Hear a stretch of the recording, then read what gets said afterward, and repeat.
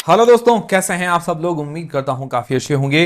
तो दोस्तों 17 से लेकर 19 अगस्त के बीच में एक नया upcoming IPO horizon industrial parks जो कि ओपन रहेगा, इस वीडियो के अंदर हम रिव्यू करेंगे, जानेंगे कि अप्लाई करना चाहिए नहीं करना चाहिए, लॉन्ग टर्म लिस्टिंग इस दोनों के हिसाब से। तो सारी चीजें मैं आपकी क्लियर करूंगा कि भाई कंपनी प्रॉफिट के अंदर है या लॉस के अंदर है, महंगी है, सस्ती है, सारी चीजें। ठीक है। पर डिसीजन आपको अपनी रिस्क, अपना एनालिसिस लगा के बनाना। मेरी तरफ से कोई भी बाय और सेल का रेकमेंडेशन नहीं है। और जो जीएमबी वगैरह के बारे में हम डिस्कशन करते हैं वो सिर्फ एक अंदाजा है, इसके भरोसे आपको नहीं रहना है। ठीक है। अब शुरू करते हैं वीडियो को। वीडियो शुरू करने से पहले टेलीग्राम, इंस्टाग्राम, व्हाट्सएप, फेसबुक सबकी लिंक डिस्क्रिप्शन के अंदर है, ज्वाइन करके रख लीजिए ताकि छोटा मोटा अपडेट और जानकारी मिलती रहे। सबसे पहली चीज, जो जीएमबी ग्रे मार्केट का प्रीमियम है, अभी लगभग लगभग कहें तो थोड़ी कम इसकी जीएमबी बता रही है, लगभग ₹4 पर शेयर, लगभग आप मान के चले 6 से 7% के बीच में इसकी जीएमबी बता रही है। जीएमबी अभी कम है, ठीक है। बाकी अपडेट्स जैसे एंकर लिस्ट वगैरह के आएंगे, मैं आपको अपडेट कर दूंगा। अब बात आती है कंपनी क्या काम करती है, तो कंपनी की डिटेल्स ले लेते हैं। अब देखो, मैं सिंपल भाषा में एक दो लाइन में ही आपको समझा देता हूं ताकि आपको समझ में आ जाए और इजी लैंग्वेज में समझ में आए। तो देखिए, कोई भी बड़ी बड़ी कंपनियां होती है, और या जैसे ये आप अभी आजकल ई कॉमर्स कंपनियां, अमेजोन, फ्लिपकार्ट जैसी कंपनियां होती है, ठीक है।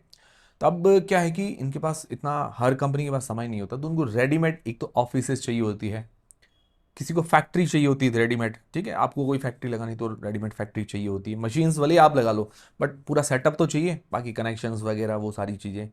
ठीक है। फिर वेयर हाउस चाहिए, आपको माल स्टोर करने के लिए, कहाँ पर स्टोर करोगे। तो वो ये सारी जो चीज़ें हैं वो ये हॉरिजन इंडस्ट्रियल पार्क्स प्रोवाइड करवाती है। समझ में आ गई आपको चीज़। और उसके बदले किराया लेती है बड़ी बड़ी जो कंपनीज हैं उनसे। ठीक है। किराया लेती, किराए से इसकी इनकम होती है। ये सिंपल चीज कंपनी काम करती है। समझ में आया है तो वीडियो को लाइक जरूर करें और कमेंट करके जरूर बताएं ताकि हमें मोटिवेशन मिलता रहे। जैसे उदाहरण के लिए आपको समझा, अमेजॉन है, एफएमसीजी कंपनियां हैं, ऑटो सेगमेंट की कंपनियां हैं, इलेक्ट्रॉनिक सेगमेंट की कंपनियां, मैन्युफैक्चरिंग कंपनियां हैं, कोल्ड स्टोरेज किसी को चाहिए होता है, बहुत सारी चीजें हैं जिनको ये सारी चीजें चाहिए होती है, तो वो ये प्रोवाइड करवाती है। समझ में आ गई। अब इसके पास टोटल प्रॉपर्टीज या एसेट्स कितने हैं, तो 45 ऐसी प्रॉपर्टीज या एसेट्स हैं 10 सिटीज के अंदर। और कंपनी का कहना है उनकी ऑक्यूपेंसी जो रेट है 93.5% के आसपास।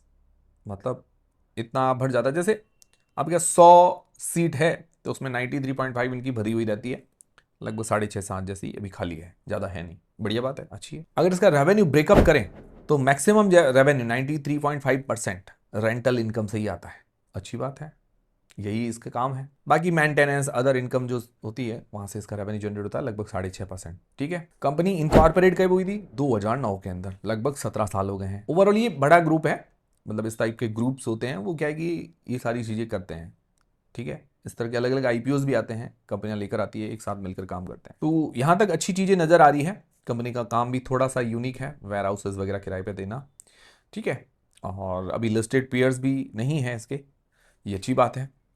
अब इसके फाइनेंशियल फंडामेंटल्स जान लेते हैं, जिससे क्या है कि और आगे की चीजें क्लियर हो जाएगी कि भाई ये क्या है, इसमें दम है या नहीं है। तो फाइनेंशियल 2024 से 2026 तक दिए गए हैं। Assets year on year growth है।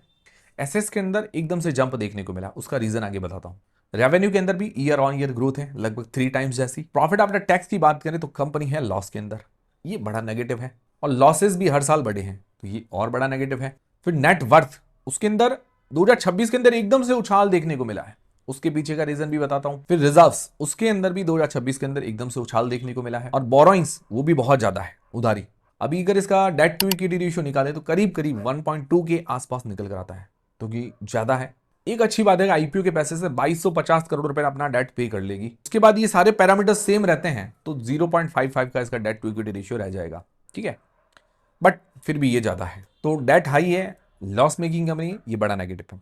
अब देखिए, जो नेटवर्थ, एसेट्स या रिजर्व्स के अंदर एकदम से उछाल क्यों है, तो उसका ब्रीफ में शॉर्ट में बता देता हूं। एज पर आरएचपी कि इन्होंने अभी रिसेंट टाइम में एक्विजिशन किए थे, और एक्विजिशन मतलब कोई भी कंपनी को या प्रॉपर्टी को एक्वायर करना, जिसके कारण क्या है कि अब प्रॉपर्टी को एक्वायर किया तो एसेट्स एकदम से बढ़ जाएंगे, नेटवर्थ भी बढ़ जाएगी। दूसरी चीज़, इन्होंने राइट इश्यू लेकर आए थे, मतलब क्या होता है कि जैसे आज शेयर का प्राइस 100 रुपये चल रहा है तो 95 रुपीज़ में लोगों को ऑफर करते हैं, तो फिर क्या है कि लोग खरीदते हैं उन शेयर्स को, खरीदेंगे तो इनको पैसा मिलेगा, जिसके कारण रिजर्व्स के अंदर भी हमें थोड़ा उछाल देखने को मिला है। तो ये सारी चीज़ें हुई है, इन ब्रीफ मैंने आपको बता दिया। और लॉस का इनका बड़ा कारण है, इनके ऊपर उधारी ज़्यादा है, ये जो एक्विजिशन वगैरह करते हैं लोन लेना पड़ता है, ब्याज भरना पड़ता है, डेप्रिशिएशन भी है। इन्होंने ये कारण बताया है कि भाई जो प्रॉपर्टी तो डेप्रिशिएशन होता है उसका, सीए वगैरह लोग जानते होंगे, तो उसके कारण इन्होंने कुछ रीज़न बताए हैं। मैंने इन ब्रीफ आपको बता रहा हूँ मैं, ठीक है। बट ओवरऑल जो ऑन पेपर नज़र आ रहा है वो नेगेटिव चीज़ ही है, खराब है। बाकी आरओई आरओसी वगैरह ये सब नेगेटिव है क्योंकि कंपनी लॉस के अंदर है। फिर वैल्यूएशंस निकाले तो पी इसका नेगेटिव है, price to earnings ratio negative है। प्राइस टू बुक अगर देखें तो 2.15 2.15 का निकल कर आता है, जो कि देखा जाए तो बहुत रीजनेबल है। और कोई लिस्टेड पीयर है नहीं, कोई अभी कोई इसकी जैसी कंपनी सेम है नहीं, ठीक है। और इसका प्राइस बैंड भी मैंने देखा, फेस वैल्यू 10 रुपए पर 60 रुपए के आसपास है। तो प्राइस बैंड वाइज या price to book wise reasonable नजर आती है वैल्यूएशंस। आधे से 1 पॉइंट आराम से देख सकते हैं, मुझे लगता है 1 पॉइंट भी दे सकते हैं इसको वैल्यूएशंस के अंदर। तो यहां तक बातें ये हो गई कि भाई फाइनेंशियल फंडामेंटल्स थोड़े से वीक नजर आते हैं, वैल्यूएशंस वगैरह ठीक है। अब इस आईपीओ की डिटेल्स लें तो 17 से 19 अगस्त के बीच में आईपीओ ओपन रहेगा, 24 अगस्त को इसकी लिस्टिंग है। फेस वैल्यू 10 रुपए पर आ रहा है, 57 रुपए से लेकर 60 रुपए के बीच में इसका प्राइस बैंड रखा गया है। 250 शेयर्स का लॉट है, मतलब 250 शेयर्स का लॉट है। इसका इश्यू साइज है 2600 करोड़ रुपए का, 2600 करोड़ रुपए का, जो कि पूरा का पूरा फ्रेश इशू। ये बहुत अच्छी बात है। और जिसके अंदर 2250 करोड़ रुपए अपना उधारी चुकाने के अंदर पैसा काम में ले रही, ये भी बहुत अच्छी बात है। मतलब जो इन पे कुछ उधारी है या इनकी सब्सिडरीज पर है, उन सबका ये लोन वगैरह चुकाएगी, उसके बाद भी रह जाएगा। प्रमोटर की होल्डिंग पहले 88% है, बाद में 75% रह जाएगी, तो प्रमोटर की होल्डिंग भी ठीक है। और इसका मार्केट कैप बनेगा 17,000 करोड़ रुपए के आसपास का, मतलब स्मॉल कैप है बट ज्यादा छोटी कंपनी नहीं है, ज्यादा मतलब ज्यादा रिस्की कंपनी नहीं है। तो ये होगी कंप्लीट आईपीओ की डिटेल्स। अब सबसे मेन सवाल यह था कि क्या इस आईपीओ में अप्लाई करना चाहिए, नहीं करना चाहिए, करे तो लिस्टिंग है लॉन्ग टर्म के हिसाब से। तो देखिए मैं सारी चीजें आपकी क्लियर करूंगा, डिसीजन आपको अपनी रिस्क अपना एनालिसिस लगा के बनाना है। मेरी तरफ से कोई बाय सेल का रिकमेंडेशन नहीं है। और जीएमबी वगैरह के बारे में डिस्कस करते हैं, वो सिर्फ एक अंदाजा है, इसके भरोसे आपको नहीं रहना है। तो ठीक है, अब सबसे पहले लिस्टिंग की इसके हिसाब से हम 4 पैरामीटर्स जनरली देखते हैं, सिर्फ रिस्क मापने के लिए और अभी की कंडीशन में क्या डिमांड है, लेटेस्ट डेटास देखते हैं, उसके अलावा कुछ नहीं है, ठीक है।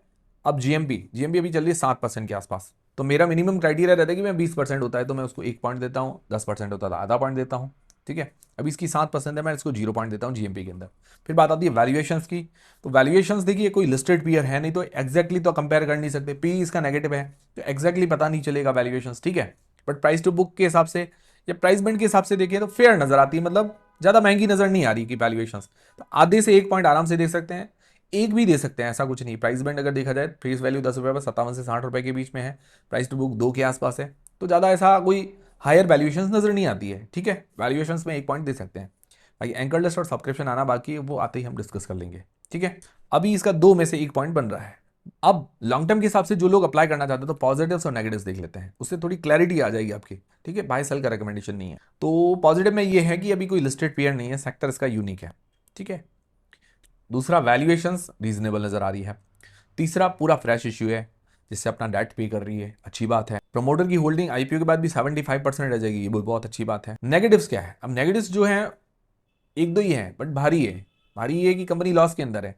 देखिए लॉस के अंदर होना एक बड़ा नेगेटिव होता है। कंपनी कोई भी बिजनेस होता है, बिजनेस का मेन फंडा क्या है? पैसा कमाना। पैसा कमा ही नहीं रही है, तो ये बड़ा नेगेटिव हो गया। दूसरा, कंपनी के ऊपर उधारी भी ज्यादा है, आईपीओ के पैसे से उधारी चुका रही है बट उसके बाद भी काफी रह जाएगी, आधे से ज्यादा ही रहेगी, तो ये भी बड़ा नेगेटिव है। तो ओवरऑल ये 2 बड़े रिस्क तो है।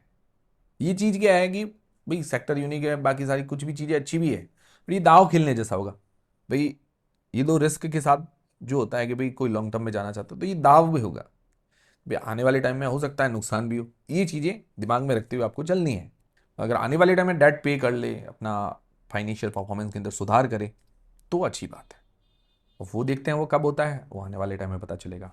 तो उम्मीद करता हूँ हमारा वीडियो, हमारी जानकारी पसंद आई होगी और हेल्पफुल रही होगी। हेल्पफुल रही तो लाइक करें, कमेंट करें, हाई बटन जरूर दबाएं। कोई पर्सनली मेरा पूछेंगे तो मुझे इंटरेस्टिंग जरूर लग रही है, ठीक है, बट रिस्क भी मुझे साथ में लग रहे हैं। तो इसके अंदर अगर मैं होता तो देखिए मैं अभी इसका देखूंगा कि भाई क्यूआईबी इसका सब्सक्रिप्शन कहता है, एंकर लिस्ट कैसी आती है, कुछ चीज़ें फैक्टर्स भी देखना जरूरी है, ठीक है। क्योंकि ये ऐसी तो कंपनी है नहीं कि आंख बंद करके हम चले जाएंगे भाई इसके अंदर कोई रिस्क पॉइंट्स नहीं है। और रिस्क पॉइंट्स नहीं है मतलब रिस्क पॉइंट है तो थोड़ा सोचना तो पड़ेगा, ये चीज़ है, ठीक है। मिलते हैं अगले वीडियो के अंदर।